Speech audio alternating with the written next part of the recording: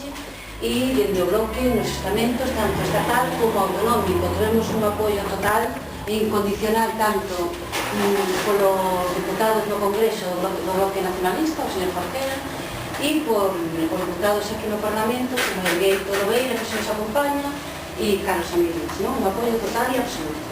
E agradecerles de antemán e a vos tamén por estar aquí. Entón, vamos a ver, no ano 2007 o bloque presentou no Parlamento unha iniciativa para que se fixese o dragado do Pollo en Laxe, non? Entón, naquele momento considerábase que non era necesario, pero logo, co tempo, viose que sí e realizouse.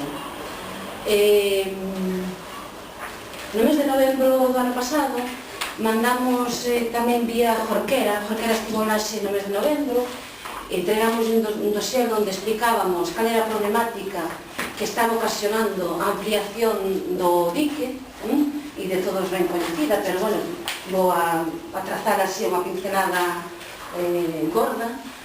Planteábamos neste dossier que esta ampliación do porto estaba causando problemas no interior da dársena, había un movimento de augas, un remoinhos, falando así entre nós, un reboinhos, que provocaban que nos días de temporal tuvese que marchar os barcos de Laxe a outros portos a abrigarse, o sea, o porto deixou de ser seguro. Cando non hai tanto, viñan os barcos da comarca a resguardarse aquí. Laxe era un porto moi seguro, non hai tantos anos, e agora hai que marchar del, non? Entonces, estáse acumulando tamén dentro da dársena moita area procedente da praia,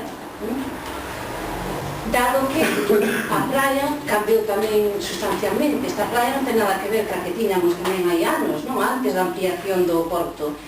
E parece, penso que estades de acordo comigo, en que cada vez é máis notable, cada vez está máis destrozada, cada vez nos chega, agora está nos comendo area, está chegando aquí ao paseo, non podemos acceder á praia do paseo, aqueles accesos que hai diante do Ribera, diante da Tasca e por aí, están tapados, non podemos acceder á praia desde aí. E logo están tapando os sumidouros das aguas pluviales, e na chove cae unha tromba e isto inúndase. Vale, entón isto ocasiona costes a un concello que todos sabemos cal é a situación dele económica, non? É un coste que para nós supón, bueno, para o concello supón moito gasto, un gasto que non se pode abordar. Logo, un problema moi importante entendemos que dado que esta acumulación que se produce aquí neste lado da praia ven do Cabo da Area, os áridos venen do Cabo da Area hasta este lado da praia, pois na mesma medida que están crecendo ali as dunas, perderonse as que estaban ali. Entón, nos días de temporal, produce situacións peligrosas tanto para os alumnos como para os docentes. De feito, no último temporal, eu estive ali e a verdad que era alarmante. O mar chegou a atravesar esa pequena franxa que estaba diante do colexio, chegou a atravesar hasta o lado do colexio. Entón, é unha situación indeseable e que esperemos que se resolva pronto, antes de que suceda nada.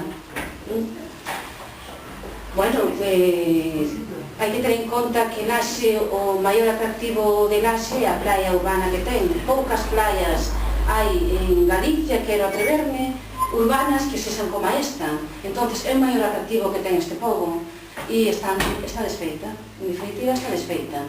Por todo isto, o bloque estivo traballando incondicionalmente con o apoio do bloque nos estamentos que vos comentaba e Jorquera presentou unha pregunta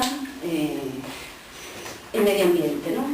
Unha pregunta, presentou, foi moi completa, a verdade, o documento que presentou Jorquera ali no Congreso. Entonces, ele preguntaba se eran coñecidas as consecuencias que estaba ocasionando esta ampliación do porto e entre outras. Entonces, contéstanos Costas, e Costas dinos, que a mí isto se me parece forte, Costas dinos que xa se sabía de antemán cales iban ser as consecuencias que iba a traer a ampliación do porto. O sea, era coñecido en fase de proxecto que